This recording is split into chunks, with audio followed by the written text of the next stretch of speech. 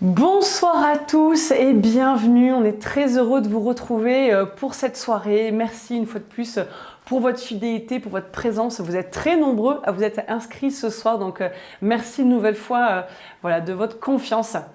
Alors ce soir, nous allons parler de croyances limitantes, de schémas répétitifs, de programmes que l'on peut avoir ancrés et qu'on va essayer de dépoussiérer et de casser, littéralement. Vous l'avez compris, il s'agit de reprogrammer son cerveau avec un auteur qu'on a l'immense plaisir de retrouver, Olivier Madelrieux. Bonsoir. Bonsoir Mathilde.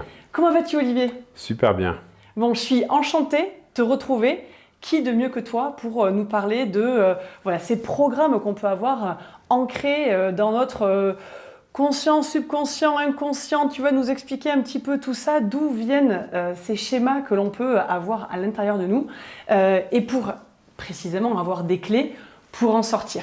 Alors je le rappelle pour nos abonnés qui te connaissent très certainement, mais tu es docteur en pharmacie, spécialiste de la neurochimie du cerveau et au travers de tes voyages, ton expérience, tu as glané tous ces savoirs ancestraux. Donc, ce qui fait vraiment ta spécificité, c'est ce mélange de cette richesse entre le scientifique, le matériel, le cartésien, et puis tout cet aspect plus subtil, plus peut-être ésotérique dans le bon sens du terme, pas les trucs un peu obscurs qu'on peut lire, mais vraiment ces savoirs ancestraux qui permet aujourd'hui, au travers notamment de l'hypnose, tu es aussi hypnothérapeute, tu es enseignant, conférencier, enfin tu as un CV, je pourrais y rester 10 minutes dessus, mais on est venu là pour écouter les clés, donc on va voir tout ce que tu vas nous proposer. Tu accompagnes des personnes tout public, j'ai envie de dire, en tout genre, mais également des leaders industriels, internationaux, et puis des champions sportifs. Des sportifs certainement aussi, mais toi, ta spécificité, c'est vraiment le sportif de haut niveau, le champion. Précisément avec ces champions, ces sportifs champions, on peut s'interroger sur la place du mental et qu'on ne peut pas arriver au niveau qu'ont les champions que tu accompagnes uniquement par l'entraînement. Est-ce qu'en introduction un petit peu pour cette programmation du cerveau, tu peux nous parler cette place du mental chez les champions ? Alors, merci Mathilde d'avoir fait cette introduction pour parler du champion sportif comme exemple, si tu veux, de l'utilisation et de l'illustration du fonctionnement du cerveau, parce que ça fait maintenant 10 ans que j'ai créé ma chaîne Hypnosport, donc qui était le but fondamental au départ, c'était de pouvoir montrer à tout le monde la puissance de l'hypnose. On était, il y a une dizaine d'années, au moment où Mesmer faisait des spectacles d'hypnose qui passaient à la télé, donc les gens étaient à la fois ahuri de ce qu'on peut faire grâce à l'hypnose, mais il y avait aussi un effet un peu repoussoir en disant est-ce que c'est du fake ou pas, est-ce que c'est possible? Et comme moi je suis spécialiste de l'hypnose, je voulais vraiment que les gens puissent voir non pas le spectacle d'hypnose, mais voir l'hypnose donc appliquée. C'est-à-dire, et pour moi, pour avoir des résultats, c'est pas de faire l'hypnose pour mincir ou de l'hypnose pour les phobies, c'est vraiment l'hypnose avec des sportifs qui vont avoir des résultats. Parce que du coup, il y a un avant et un après, et on a déjà eu l'occasion de parler de Sandrine Martinet, qui a été championne olympique en 2016, et puis vice-championne olympique en 2021, que j'accompagne donc depuis maintenant 7 ans, ça va bientôt faire 8 ans. Donc vous avez ces interviews sur YouTube qui ont montré ce qui s'est passé, donc c'est véridique.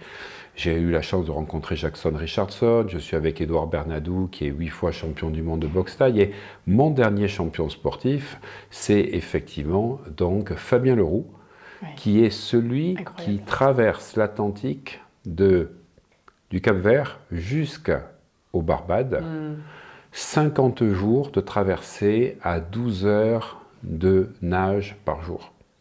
Alors comme il me dit, oui mais Olivier, c'est pas 12 heures d'affilée, c'est 4 heures, 4 heures, 4 heures. Ouais, ça fait quand même 12 heures. Il dit oui mais je change de palme, parce que je fais d'abord les bipalmes, puis monopalme, bipalme. Je dis pourquoi? Il dit c'est juste pour m'amuser, pour pas... Aucun mérite alors. Aucun mérite. Voilà, donc si tu veux, c'est là que tu te dis, moi faire 4 heures, c'est déjà, j'imagine, 12 heures, mais 50 fois, c'est incroyable. Dans l'océan, sans accompagnement. Si tu veux, juste avec un petit radeau qui est comme ça, bombé de 3,50 m sur 2 pour te reposer, et tu mets le casque intégral, parce que comme tu as des creux de 2 à 6 mètres, si tu te cognes sur la cloison, ben, tu fractures du crâne, tu es mort. Il n'y a personne pour te sauver. Eh bien, il fait ça en rigolant, en s'amusant. Pourquoi ? Parce qu'on utilise le pouvoir du subconscient. Le pouvoir du subconscient, c'est celui qui fait que le champion est un champion, là où les autres sportifs sont des sportifs. La chance que j'ai, si tu veux, dans 28 disciplines où j'ai accompagné les gens, c'est qu'entre un Jackson Richardson, une Sandrine Martinet ou un Fabien Leroux, il n'y a pas beaucoup d'écart en termes de technique par rapport au premier, deuxième et éventuellement troisième et les autres. Mais les 2 ou 3 qui font la différence, et on le voit dans le tennis, entre Djokovic, Nadal et Federer, ils étaient à eux 3, donc détenteurs de 98% des victoires en Grand Chelem. Et pourquoi les autres n'y arrivaient pas ? C'est tout simplement, c'est le mental hors norme. Et ce mental, il ne s'appuie pas sur le mental que l'on connaît, je vais y arriver. Il s'appuie sur la dimension cachée, que n'utilisent pas les gens communs, c'est ce qu'on appelle la dimension alpha, ou si tu veux le cerveau gauche, que, si tu veux, notre ami Émile Coué, je dis notre ami Émile Coué parce que moi, Émile Coué fait partie de mon cercle, si tu veux, un petit peu de connaissances, entre guillemets, parce que c'est un pharmacien comme moi, et donc un pharmacien qui a appris l'hypnose comme moi. Alors ça, je trouve toujours ça intéressant de dire, c'est un pharmacien comme un autre pharmacien que j'aime beaucoup, qui s'appelle le docteur Murphy. Le fameux Joseph Murphy qui parle des pouvoirs du subconscient, qui est aussi pharmacien et qui lui aussi a pratiqué l'hypnose. Donc si tu veux, c'est 2 scientifiques comme moi qui tous les 2 ont découvert les pouvoirs du subconscient. Donc Émile Coué en 1922, donc il y a plus de 100 ans, va écrire son livre, il a écrit qu'un livre, un petit livre de 70 pages, qui va traverser la planète et 3 ans plus tard, en 1925, il va faire une tournée triomphale aux États-Unis, il va aller aussi au Canada, où il va expliquer qu'en fait, on a une dualité. On a le pouvoir de la volonté et le pouvoir de l'imagination. Donc, en termes du XXIe siècle, on dirait 100 ans plus tard, cerveau gauche, cerveau droit. Cerveau rationnel, cerveau imaginatif. Et lui, il parle de la volonté comme le cerveau gauche et le cerveau donc émotionnel, il en parle donc comme l'imagination. Et il dit, à travers une phrase qui est très célèbre, que chaque fois qu'il y a un conflit entre la volonté et l'imagination, c'est l'imagination qui l'emporte. Et si tu veux, ça permet de répondre à la question que tu posais tout à l'heure sur les croyances limitantes, les peurs, les doutes qui nous bloquent, qui font des scénarios répétitifs. C'est-à-dire que quoi que tu veuilles imaginer, quoi que tu veuilles mettre en place comme routine avec beaucoup d'efficacité, de puissance et de certitude, si au fond de toi, tu ne le sens pas, que tu as un doute, c'est le doute et le non-ressenti qui vont l'emporter. Oui. Parce que c'est l'imagination, alors il dit que l'imagination est 10 fois plus puissante que la volonté, mais que si on associe les deux, eh bien effectivement on va avoir des résultats qui vont être démultipliés. Et donc de ceci, il va ressortir 4 types de pensées. Donc le premier type, si tu veux, c'est la personne qui a la volonté positive et on va avoir l'imagination positive. Les résultats, c'est plus. Si tu as une volonté où tu mets de l'action, tu es dans la détermination et que tu es persuadé et avec ton image et ton ressenti, parce qu'on va parler de l'image et du ressenti, totalement alignés, les résultats vont être démultipliés. Si tu as la volonté positive, donc tu as envie, tu es déterminé, c'est ce qui arrive à tout le monde en début d'année, pour les fameuses résolutions de fin d'année, pour résolution du nouvel an. Mais qu'au fond de toi, tu dis, ça ne va pas marcher, putain, la dernière fois, ça n'a pas marché, je ne sais pas comment je vais m'en sortir. Eh bien, tu sais quoi ? Malgré tous les efforts que tu fais, tu ne vas pas réussir. C'est l'imagination qui va l'emporter. Par contre, et ce n'est pas juste, tu as une volonté faible, je ne peux pas forcément me permettre aujourd'hui de faire cette routine tous les jours, j'ai pas de temps aujourd'hui, je ferai ça demain, etc. Donc tu n'as pas la volonté, mais que derrière tu dis, mais de toute façon ça tourne toujours à mon avantage. Tout ce que je veux, me veut. Et rien d'extérieur ne peut modifier ce que je mets sur mon écran intérieur, c'est-à-dire que tu es dans une imagination positive, mais tu as une volonté un peu faiblarde, eh bien, malheureusement, pour les autres qui sont dans l'autre sens, c'est les gens qui ont l'imagination qui vont l'emporter. C'est-à-dire que l'imagination l'emporte toujours. Par contre, si tu as une volonté faible et une imagination négative, alors là, c'est même pas la peine, c'est moins. Donc là, on comprend bien que le résultat les plus probants, ils sont quand la volonté va dans le sens de l'imagination. Mais malgré tout, s'il y a un défaut ou d'imagination et de volonté, c'est quand même l'imagination. Et donc ce mental-là qui va l'emporter. C'était intéressant ce que tu nous disais. Toujours l'imagination. Tout à fait. Tu nous parlais, et c'était une superbe introduction là, pour rentrer dans cette programmation et déprogrammation. Et avant vraiment que tu fasses peut-être la différence entre reprogrammer et déprogrammer, est-ce qu'il y a un sens peut-être entre les deux? Certainement, tu vas nous le dire. Tu parlais d'inconscient dans ces programmes. Est-ce que tu peux peut-être nous réexpliquer pour bien comprendre en rentrant dans ce sujet conscient, inconscient, subconscient pour redéfinir un petit peu? Ben, écoute, merci, tu as devancé ce que j'allais te proposer. Formidable. Parce que si on reprend maintenant au XXIe siècle ce que faisait Émile Coué, qui est un hypnotiseur, qui est cité dans la fameuse National Guild of Hypnotists, c'est-à-dire la NGH, qui est la plus grosse école, si tu veux, d'hypnothérapeutes dans le monde. Émile Coué, c'est le 3e Français le plus connu aux États-Unis. Donc c'est toujours pareil, on n'est jamais prophète en son pays, on se moque de lui, mais lui, il avait bien compris le pouvoir de l'imagination, parce que pour aller, si tu veux, un peu plus dans son sens, il avait compris que des personnes qui prenaient des médicaments, quand tu prends des médicaments, c'est que tu apportes des produits soit aux organes qui en ont besoin, pour corriger ou modifier, soit tu apportes des produits donc, pour stimuler tes neurotransmetteurs ou pour stimuler tes hormones. Donc si tu apportes ce qui manque à ton organe ou à ton corps, mais que tu guérit pas, c'est qu'il y a quelque chose. Et donc, il a trouvé cette fameuse formule, donc, qui est passée à postérité, tous les jours, sur tous les plans, je vais de mieux en mieux. Et il a demandé à des groupes de patients d'utiliser, si tu veux, cette formule en prenant leurs médicaments, matin, midi et soir, donc répété 42 fois. Alors pourquoi 42? Ce n'est pas un chiffre 2 fois 21, etc., sur le cycle de reproduction des cellules. C'est tout simplement parce que si tu comptes 42 fois, ça t'oblige tellement à te concentrer. Je vais sur tous les plans, tous les jours sur tous les plans. En fait, tu ne penses plus à rien d'autre. Tu neutralises tes pensées négatives. Matin, midi et soir. Eh bien, ceux qui faisaient ça en prenant leurs médicaments guérissaient, alors que les autres, des fois, mettaient du temps ou ne guérissaient pas. Et il a dit, si je fais la même chose avec un placebo, ça marchait pareil. Et si je fais que la formule, sans les médicaments, et c'est là que c'est extraordinaire, c'est-à-dire des gens qui disent tous les jours sur tous les plans, je vais de mieux en mieux, vont avoir plus de résultats que des gens qui prennent leurs médicaments, qui, quand ils prennent leurs médicaments, pensent à leur maladie. Oui. Parce que c'est ça que nous enseigne. Qu'est-ce que tu nourris? C'est-à-dire, est-ce que tu es dans l'imagination positive de te voir guérir quand tu prends les médicaments, ou est-ce que tu te mets dans une imagination négative de dire je prends les médicaments parce que je suis malade? Et c'est ça l'imagination. Et donc il avait compris ça, et c'est pour ça que si tu veux, quand il est allé aux États-Unis, donc dans cette tournée triomphale, il a expliqué la puissance de l'imagination. Alors cette imagination, on va maintenant en parler au XXIe siècle, c'est l'inconscient et le subconscient. Donc si tu veux, la volonté, c'est le conscient. Le conscient, il est basé sur quoi? Sur les mots. Quand tu parles, c'est le mental. Mental, c'est le conscient. Tandis que la partie cerveau droit, l'imagination, elle a deux parties. Elle a l'inconscient et le subconscient. L'inconscient, c'est le réservoir des émotions. C'est le réservoir des souvenirs. C'est toutes nos croyances. C'est toutes nos souffrances. C'est les traumatismes du passé. Ça, c'est l'inconscient. Tandis que le subconscient, lui, par contre, n'a aucune émotion. C'est un robot.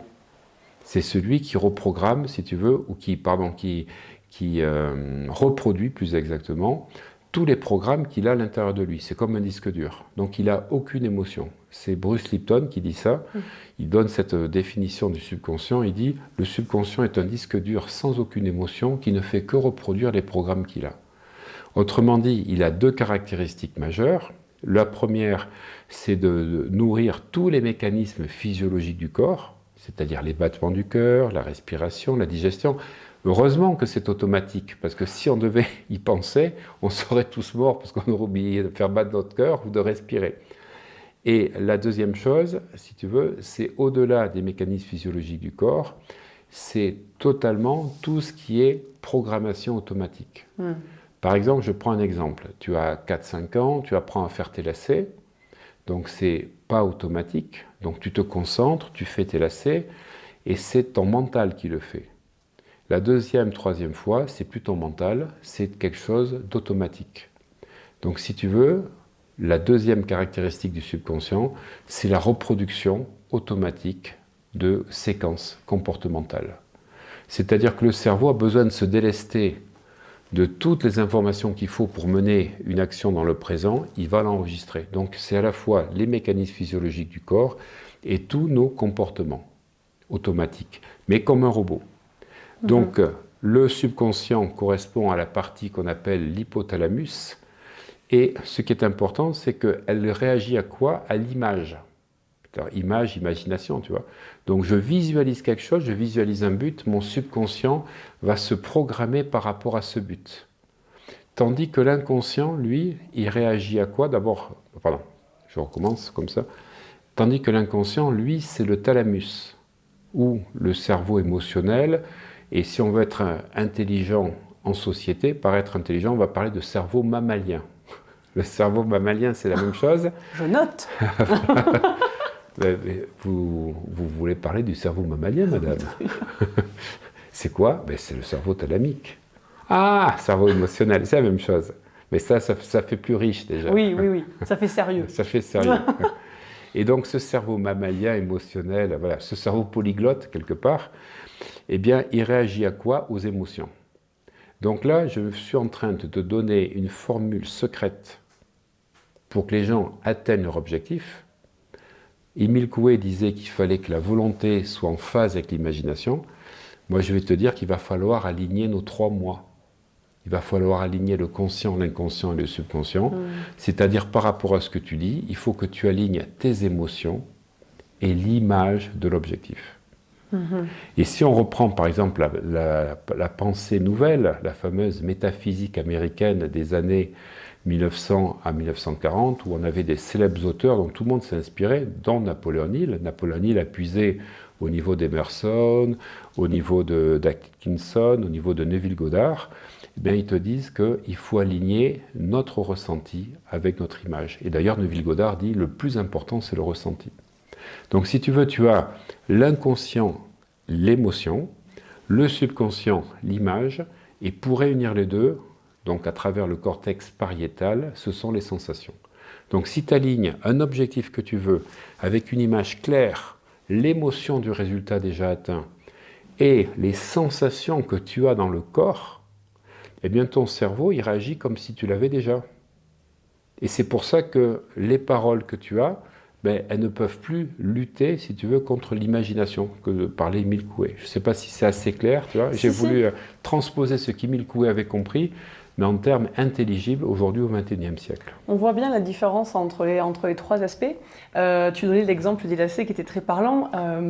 On peut imaginer l'ensemble des programmes qu'on peut avoir emmagasinés en nous. On sait que la plupart des programmes, tu parlais des lacets dans l'enfance, arrivent vraiment au moment de l'enfance. Par rapport à ce que tu nous dis, là, et sur l'imagination et la volonté, et avec tous ces programmes qui sont parfois certains mauvais, parfois on est sur des programmes un peu biaisés, on commence par rentrer de nouveaux programmes, par désamorcer des anciens programmes. Comment est-ce que ça se passe? Alors, comment ça se passe? Si tu veux, il est aujourd'hui admis par les cercles psychologiques, et d'ailleurs dans la National Guild of Hypnosis dont je fais partie, on considère qu'à 7 ans on est programmé. Et si tu veux, la science, si tu veux, psychologique explique, si tu veux, tu as 3 cycles, 7, 14, 21. Tu as ce qu'on appelle la modélisation, la mirorisation exactement, c'est les 7 premières années où tu vois les parents, tu vois les instituteurs, les instructeurs, les amis de tes parents qui font des choses. Et donc tu es en miroir à enregistrer, grâce à tes neurones miroirs, de nouveaux câblages, parce que quand tu nais, tu n'as aucun programme, tu n'as aucun logiciel. Donc si tu veux, l'enfant, pendant 7 ans, va être amené, si tu veux, à enregistrer ce qu'il voit de l'extérieur, et ça se fait sous onde θ. Parce qu'entre 0 et 7 ans, l'enfant est en onde θ, il n'est pas dans le monde ordinaire, ce n'est pas un mini-adulte, c'est un adulte en formation, mais ce n'est pas un adulte. Et puis entre 7 et 14 ans, on rentre en état alpha.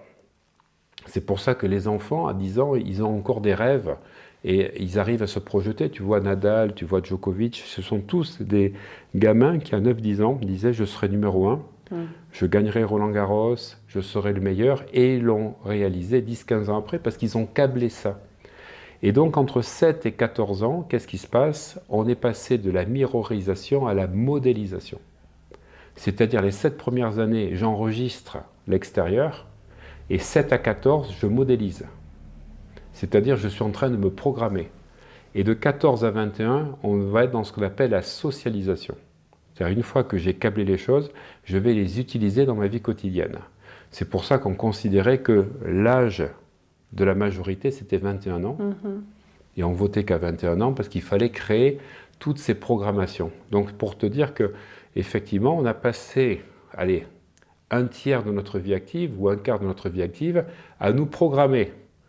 Et puis à 40 ans, on va découvrir que ça ne se passe pas comme on veut, qu'on se marie 3 fois, qu'on divorce 3 fois, qu'on monte 3 sociétés, qu'on fait 3 fois un dépôt de bilan, qu'à chaque fois qu'on fait une action, ça part en couille, excuse-moi, 6 mois ou 2 ans plus tard.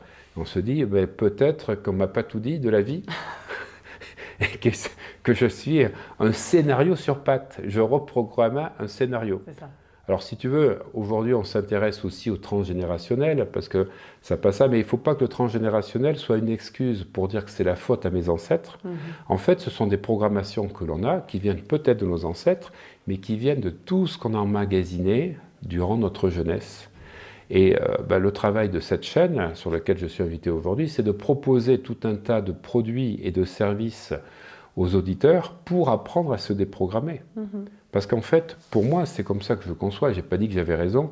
Pour moi, la vie, c'est 2 parties. Une partie où on va dire, tu apprends des choses, et à partir de ton apprentissage, de ce que tu as produit dans l'expérience, ben, tu vas commencer à te déprogrammer pour te dépouiller. Pour moi, le développement personnel, aujourd'hui, ça serait plutôt dépouillement personnel. C'est-à-dire me dépouiller de toutes les programmations que j'ai de mon enfance, et du début de ma vie adulte, pour ensuite passer dans le déploiement. Je ne peux pas me déployer si je ne me suis pas dépouillé. Je ne peux pas appuyer sur l'accélérateur si je n'ai pas enlevé le frein à main. Et le frein à main, ben, c'est toutes les programmations du passé qui sont dans notre inconscient, dont on parlait tout à l'heure, qui nous bloquent et qui fait que le subconscient, il a des grains de sable par moment.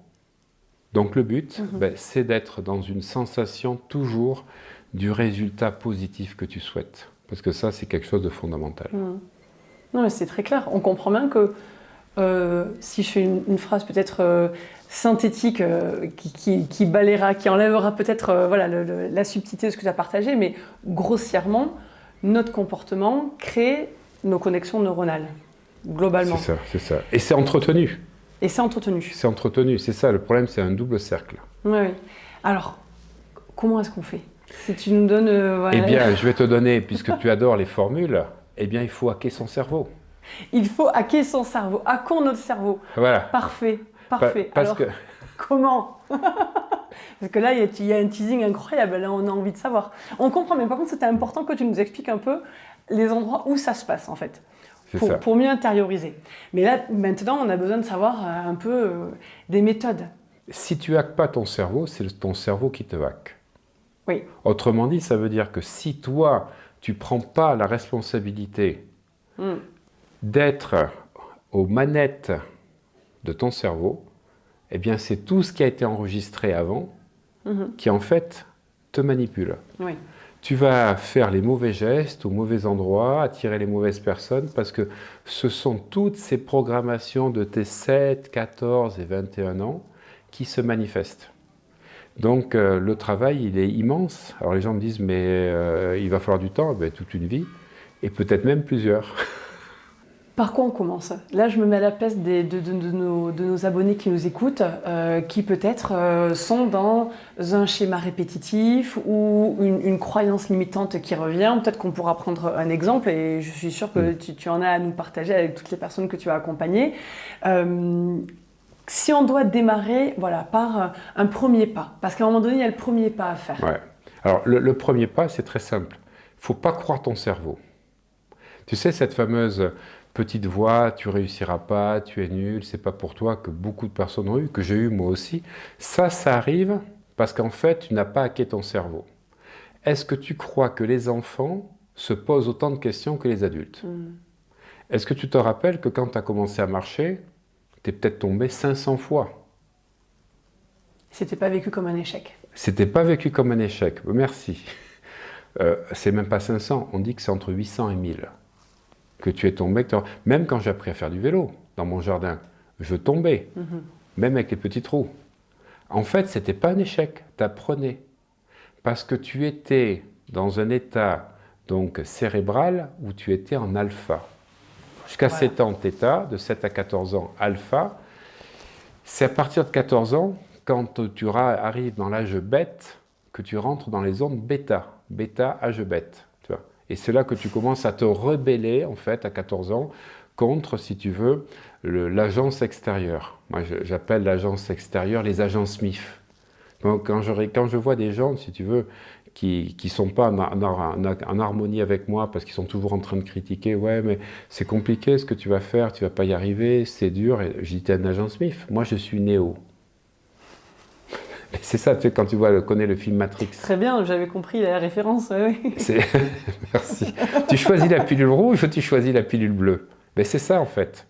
En fait, tu choisis la pilule rouge et tu rentres dans le terrier du lapin, comme il dit. Donc en fait, tu rentres en alpha. Ou alors tu continues à rester à l'extérieur et à raisonner comme quelqu'un de bêta. Voilà. Et c'est ça qui nous arrive. Donc si tu veux, si tu commences à connaître, si tu veux, les états alpha, tu vas retrouver cette innocence de la jeunesse que nous avions, dans lequel on avait plein de rêves. Et en fait, comme disait Maslow, tu sais, celui qui a inventé la pyramide des besoins, la pyramide de Maslow, il disait, Maslow, qu'est-ce qui se passe entre l'enfant que nous avons été et l'adulte que nous sommes devenus? Comment se fait-il? Parce que Maslow, c'est un des rares psychologues du XXe siècle à parler de psychologie positive.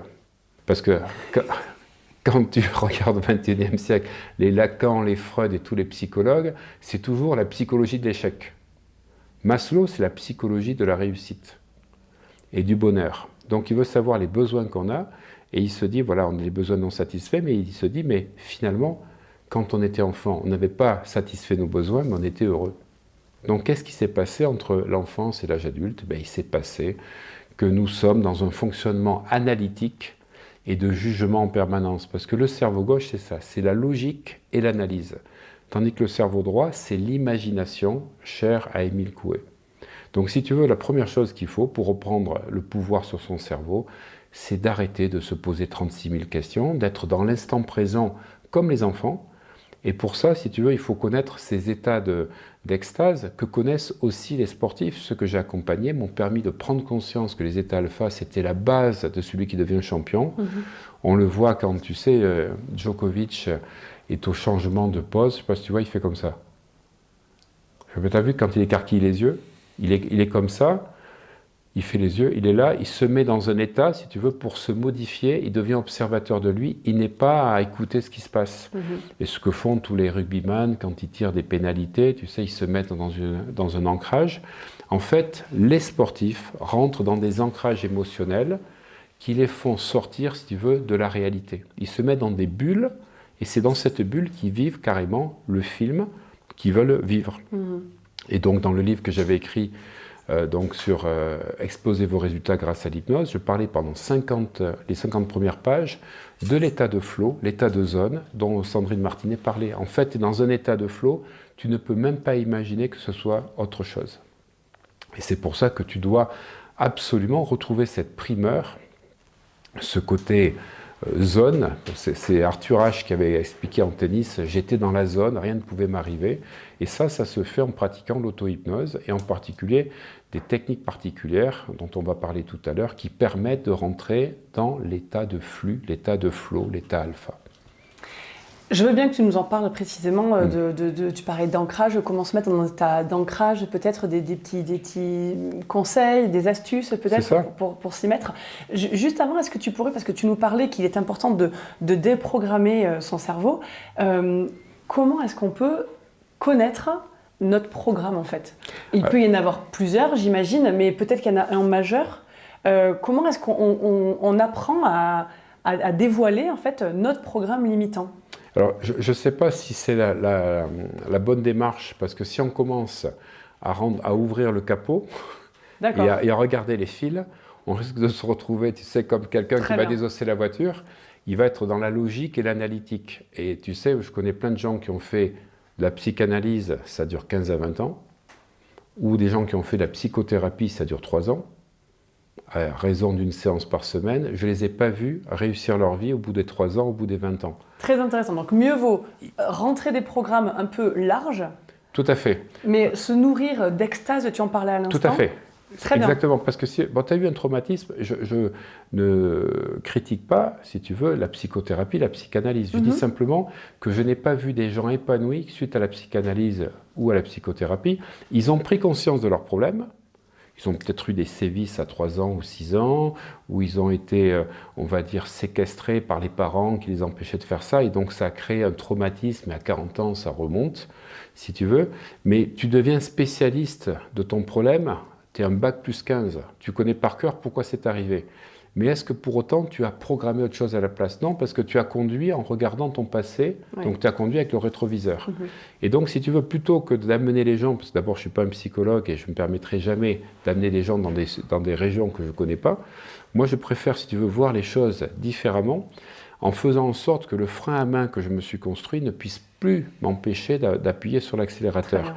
Et comme tu l'as bien dit tout à l'heure, ce sont nos comportements, ça c'est très important ce que tu as dit, ce sont nos comportements qui créent nos connexions neuronales.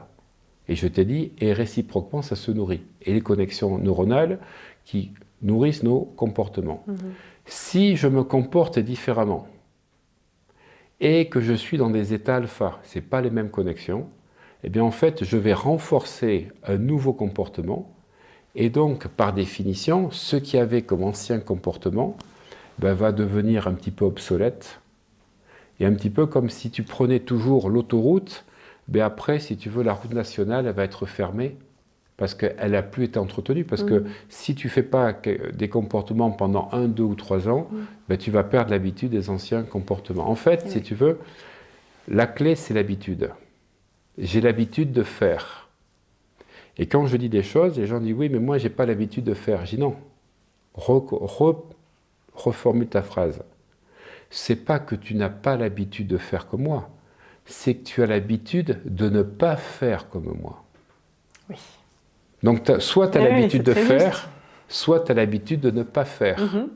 Donc, en fait, choisis maintenant un autre futur en prenant l'habitude de faire autrement, sans tenir compte de ton passé, et du coup, tu vas faire tomber de manière en obsolescence, si tu veux, l'ancien comportement. Et pour pas que ton cerveau te bloque, il faut le hacker.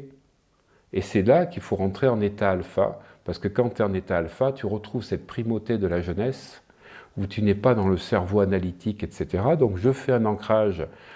Formidable. J'avais demandé, pour rentrer en état alpha, voilà, qu'est-ce qu'on peut faire? Donc, mais c'est à travers des techniques que j'apprends, si tu veux, où on va retrouver un événement du passé, mais on va le faire, nous, sur un mois, pour que les gens apprennent à rentrer, si tu veux, de plus en plus vite. Alors au départ, ça va mettre 2 à 3 minutes, puis après 1 minute, puis 30 secondes, puis 10 secondes, puis 3 secondes. Ce qui veut dire qu'en faisant l'ancrage, voilà, ça y est, je suis en état alpha, et je vais te montrer comment ça va se passer. Imagine-toi qu'il m'arrive une tuile. Quelqu'un d'ordinaire, il dit quoi? Oh, putain, comment je vais faire? Comment je vais m'en sortir? Comment ça va se passer? Et du coup, il est en train de projeter plein de choses négatives sur son futur parce qu'il commence à paniquer. Et c'est le cerveau gauche qui prend le dessus. Si je fais mon ancrage, alors je fais souvent ça, le pouce et Mais l'index, peu importe au final, peu importe, voilà. chacun choisit un signe. Donc, c'est un ancrage, on a retrouvé ça en PNL, puisque la PNL après a repris ça à l'hypnose. Donc, je fais un ancrage, je ne suis plus dans mon état, mon état de base, je suis dans l'état émotionnel alpha. Et là, je demande à mon subconscient de trouver la meilleure solution possible par rapport à la problématique. Je reste comme ça 1 minute, le temps que ça fasse toutes les zones du cerveau. Je laisse faire. Comme j'ai demandé à mon subconscient, un peu comme un chien, tu vois, de garder la niche.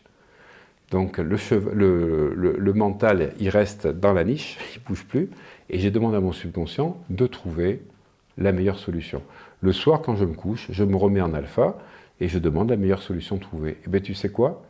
Non seulement la solution me vient directement, mais surtout, ça m'a permis pendant la journée de ne pas monopoliser mon cerveau à penser à 36 000 scénarios possibles, donc à économiser mon énergie, à ne pas partir en vrille, et du coup, je peux vivre ma vie de la journée en ayant la certitude que mon subconscient trouve la meilleure solution. C'est-à-dire que j'ai compris qu'il y avait le mental qui, lui, c'est comme le teckel. Tu sais, le teckel, il fait ça quand tu le vois sur la lunette arrière. Oui, je vais refaire le teckel comme ça, tu sais. Voilà, il aura tout. Ça, c'est le mental. Et puis, tu as le subconscient. Lui, c'est programmation. C'est un disque dur, ce que dit Bruce Lipton. C'est un disque dur qui se remplit de logiciels au fur et à mesure de la vie et reproduit ces logiciels sans aucune, on va dire, émotion et sans aucun contrôle. Donc, le but, c'est de prendre des bonnes habitudes. Et pour pouvoir enlever les habitudes du passé, parce qu'on a l'habitude de faire ou l'habitude de ne pas faire, eh bien on se met en ancrage. Dès que tu as le mental qui reprend le dessus, hop, ancrage alpha. Et je fais une affirmation en étant alpha. En étant en état alpha et en faisant une affirmation, je reprogramme une autre façon de faire. Donc à chaque fois que le mental revient, hop, alpha, alpha. Et tu vas tellement aimer ça, que ben, tu le fais automatiquement. Et moi, des fois, il y a des gens qui me disent « mais t'arrêtes pas de faire les ancrages ». Toi, je parle, je fais comme ça, parce que c'est presque mon subconscient qui le fait quand le mental veut revenir. C'est ce qu'on disait tout à l'heure. Ça crée des connexions et ça les nourrit. Oui, la phrase, par exemple, d'Emile Coué dont tu parlais au début du webinaire, bah, là, par exemple, en pratiquant l'ancrage, en la répétant, elle fonctionne à tout le monde et on peut obtenir des résultats intéressants. Est-ce que tu peux nous redire comment est-ce qu'on crée cet ancrage avec les doigts, par exemple? Alors, l'ancrage, ce qu'on va faire, on va revivre une situation très positive du passé, donc avec beaucoup d'images. Donc, on va faire le VACOG, on va voir l'image, on va entendre des bruits, on va ressentir les sensations, voilà, peut-être les odeurs. On est dans la tête et dans les émotions. Dans le corps, les odeurs et aussi le goût. Et on se met dans l'émotion du résultat au maximum. Et après, on va rester pendant 1 minute avec les doigts, alors ça peut être ça, ça peut être ça, ça peut être ça, ça peut être ça, mais au moins 1 minute, le temps que le subconscient enregistre qu'à chaque fois que tu fais ce geste, c'est comme un réflexe pavlovien, tu vas reproduire l'émotion, donc à la fois l'état alpha, puisque quand tu vis un souvenir avec de l'émotion, tu es dans un état alpha, donc tu vis à la fois l'état alpha, l'état émotionnel, et en fait, ce qu'il faut savoir, c'est que notre cerveau ne peut vivre qu'une émotion à la fois. Donc quand il t'arrive, par exemple, tu te fais contrôler par un gendarme, vous avez vos papiers, palpitant, tu fais ça. Alors des fois, tu arrives, le policier te dit « qu'est-ce que vous faites ?» Je rigole. Un demi-Bouddha. Voilà, tu fais ça. Ouais, c'est un demi-Bouddha, il manquait le deuxième.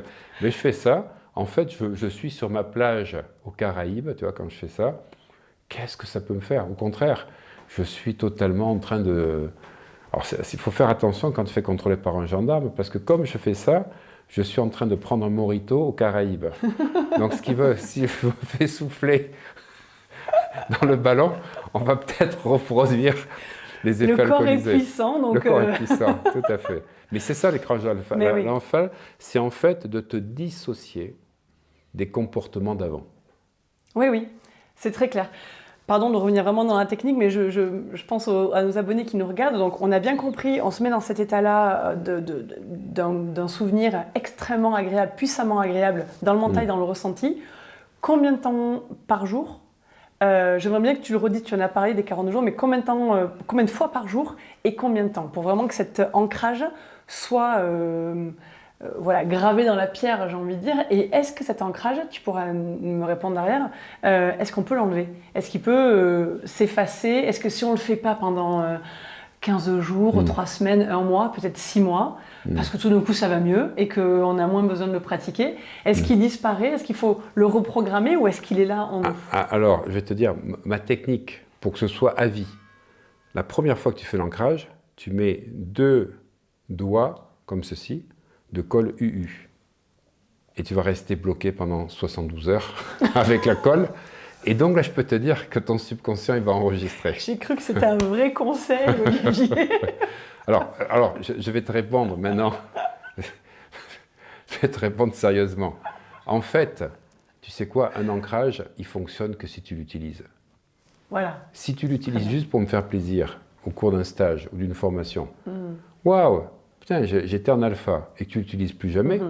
L'habitude est dans l'ancrage aussi. Mais oui, l'ancrage, il ne t'utilise pas. Ah oui, Il a besoin d'être activé.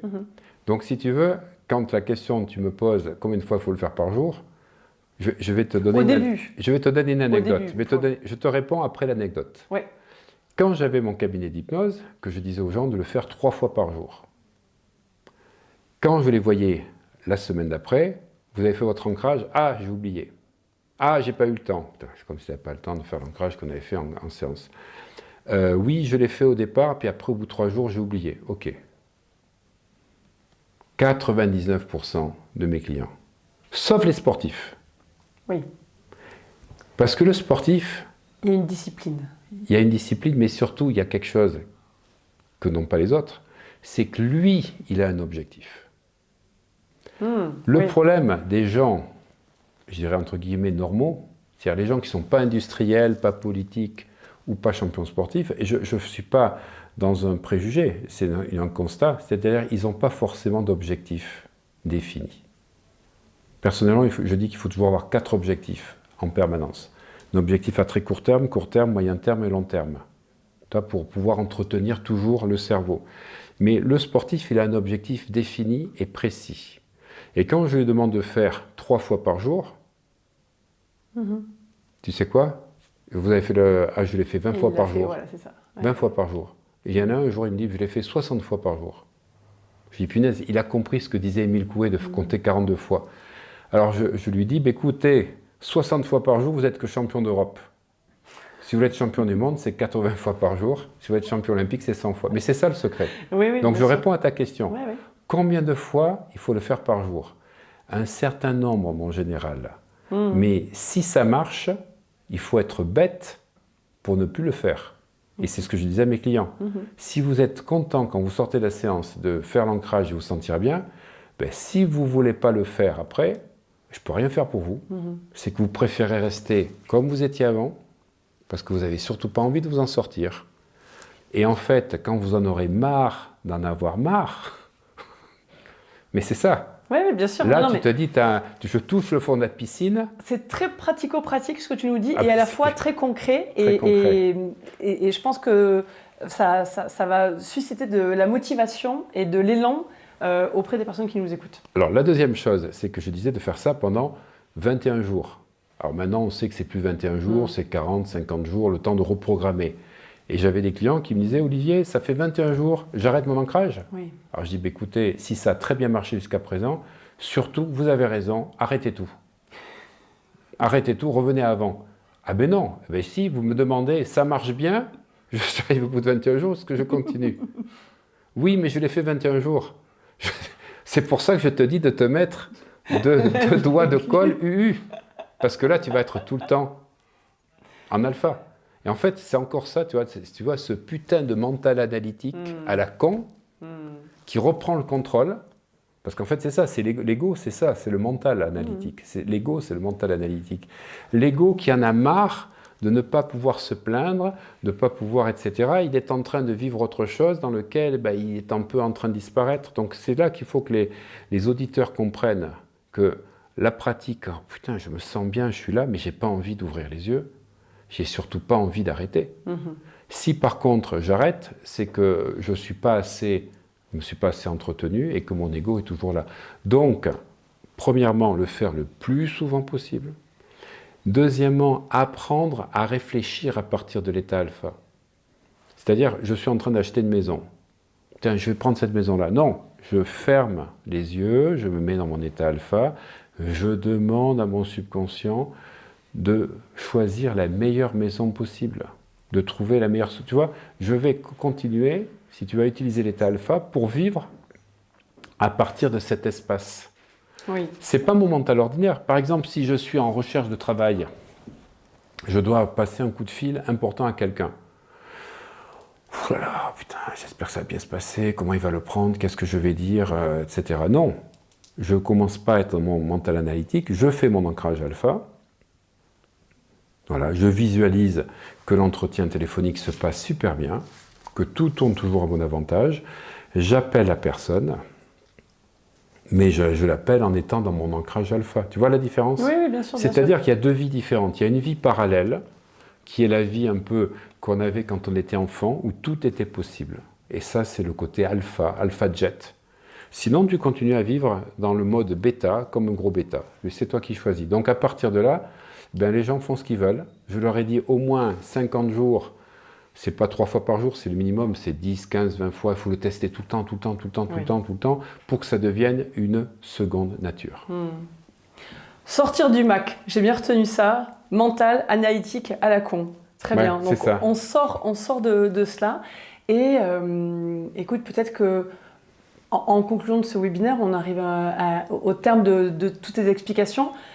C'est expérimenter finalement. Hacker son cerveau, c'est expérimenter. Si je reprends un peu ce que tu viens de dire, sortir des croyances, sortir de ce mental et aller dans l'expérience et au travers vraiment l'expérience physique de cet ancrage et puis dans le ressenti. Parce qu'une fois de plus, tu nous disais que le ressenti, les émotions comme sont les enfants, captables. comme les enfants. Les enfants, ils doutent pas.